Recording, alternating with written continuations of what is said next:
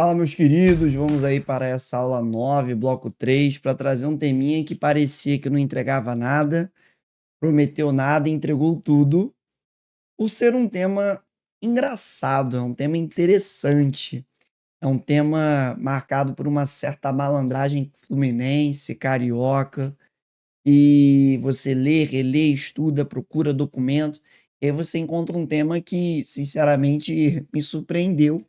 Sempre que eu vou revisitando esses conteúdos, eu vou aprendendo coisa nova. E, cara, a conjuração carioca tá me surpreendendo como uma coisa interessante, engraçada. Vamos lá. A gente tem que entender que, como já apresentado anteriormente no bloco um, você tem um contexto de desenvolvimento de ideais iluministas sendo transmitidos aqui na colônia, chegando aqui, o contato desses caras com uma intelectualidade, uma galera que estudou em Coimbra, uma galera que estudou em Montpellier, uma galera que troca carta com Thomas Jefferson. Então você tem uma, uma circulação de ideias. É interessante a gente pensar nisso, que você vai ter uma circulação de ideias vigente, presente naquele período. Beleza. Você pensa assim, pô, mas e aí, essa conjuração que aparece pouco nos livros de edital militar, que aparece alguma coisa ou outra, mas que volta e meia a gente acaba deixando de lado. É uma conjuração engraçada, porque ela é conhecida como uma conjuração que não ocorreu, porque não foi encontrado nada de fato concreto, como aconteceu com a Inconfidência Mineira e a Conjuração Baiana. A mineira e a baiana, em ambos os casos, você encontrou plano, você encontrou arma, você encontrou recurso, você encontrou projeto, então você encontrou elementos que fazem entendimento de que havia algo concreto, havia algo prático. Mas na conjuração carioca, você não encontra nada. Então o que se brinca é que a galera foi presa por pensar. Só o fato de pensar algumas ideias revolucionárias já foi motivo para a prisão. Mas assim, alguns historiadores também pensam e brincam até onde esses caras não foram malandro, de vendo o que aconteceu lá em Minas, eles também se articularem de uma maneira mais protegida. Então deixar no campo das ideias, não deixar nada registrado. É bem legal pensar isso. E assim, como São Paulo, Minas e Rio é um eixo ali próximo, é óbvio que é importante a gente visualizar que se está circulando ideia em Minas, está circulando ideia em São Paulo, está circulando ideia no Rio. Então, essa intelectualidade carioca, ela troca ideia com a galera de Minas. Essa galera que estudou em Coimbra, que está em Minas, também é uma galera que está no Rio. Uma galera que também circula pelo Rio de Janeiro.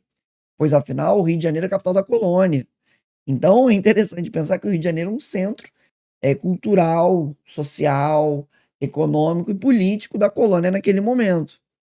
E, obviamente, que isso deixa propício o espaço Rio de Janeiro, no final do século XVIII, como um espaço de confabulação.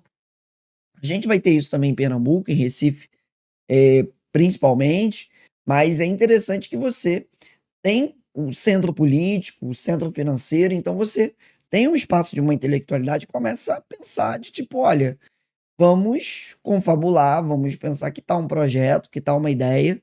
Então as lojas, os centros de encontro, os locais, os cafés, se tornam espaços de conversa. E aí vamos começar a desenhar cronologicamente. Antes mesmo de eu pensar a prisão dos Inconfidentes, em 1786 foi fundado o Manuel Inácio da Silva Alvarenga e José Basílio da Gama a Sociedade Literária do Rio de Janeiro. E teve até nesse processo de fundação a presença de Dom Luiz de Vasconcelos e Souza, que era vice-rei do Brasil na época. Quando eu fundo essa sociedade literária, o projeto dos caras é fazer discussão, um ponto acadêmico, de fazer pesquisa científica, de articular ideias, de pensar coisas que fazem parte de um contexto de produção de ciência. O iluminismo pensa isso, você tem um iluminismo que defende essa ideia, é interessante isso. Mas quando você começa a analisar o que que a sociedade fazia, a sociedade ela voltava discutia muito sobre a ótica do que era o continente americano, frente ao fato de você ter um país novo, que era os Estados Unidos, que enfrentou a sua metrópole, a Inglaterra, e conseguiu obter sua independência. Então é muito interessante a gente olhar esse cenário e pensar assim: caramba, os caras estavam ali desenvolvendo um campo de ideias, desenvolvendo algumas discussões sobre a política e os impactos dessa independência em outras partes, e até os impactos aqui. No público, se dizia que estudavam eclipses, estudavam as águas do Rio Carioca, estudavam outros temas, a aguardente, o uísque, estudavam N coisas de amenidades. Mas, na verdade, aí você estava vendo ali uma galera estudando temas polêmicos, estudando temas que colocavam em xeque, obviamente, essa ideia de poder metropolitano.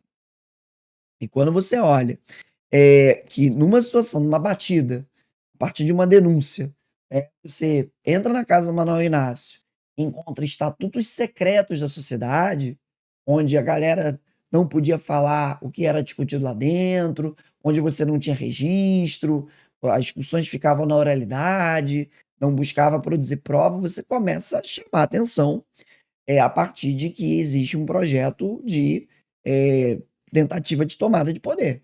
Não está guardando segredo por quê? O que está havendo um guardar segredo aqui? Por que está acontecendo isso? Então essa galera começa a ser focada, começa a ser visualizada. Você vai ter uma denúncia do Frei Raimundo Penafiel e do José Bernardo da Silva Frade de que a sociedade estaria pensando contra as autoridades metropolitanas. Então você começa, joga essa denúncia, e aí é aquela velha história.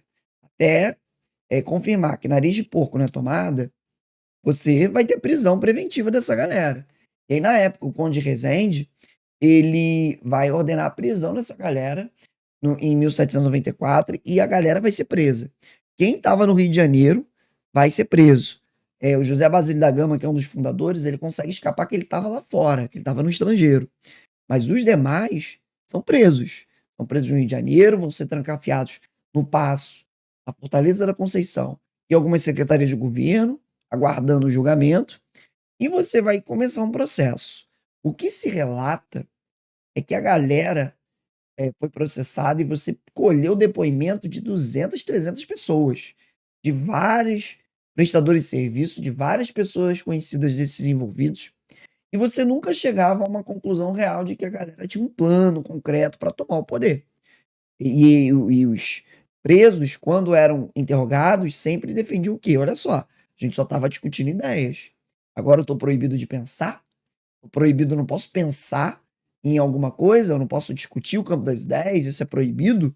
Então você tem uma visão sobre a Revolução, sobre a Conjuração Carioca, em que as autoridades portuguesas colocam essa galera na parede e você não encontra nada. Mesmo após um ano de devassa e tudo mais, essa galera não foi libertada. E o que se fala é que um dos presos, que era um cara que tinha ligação com a corte, Mariano José Pereira da Fonseca, ele tinha uma ligação boa, um bom contato com a rainha. Ele mandava carta todo o tempo para a rainha dizendo que o processo estava demorando, que nada estava sendo encontrado, que nada estava sendo provado e que ele queria ser solto. E aí, depois de muita teimosia, de muito segurar os caras, em 1797, ou seja, basicamente 4 anos depois da prisão, os caras ficaram 94, 95, 96. Em 97, você tem a soltura desses caras, a soltura dessa galera, e não foi provado nada contra ela. Daí que tem a ideia da conjuração que não ocorreu, da conjuração carioca. Tem muitos historiadores que falam que essa galera foi muito malandra, porque essa galera poderia estar confabulando alguma coisa, mas não registrou nada.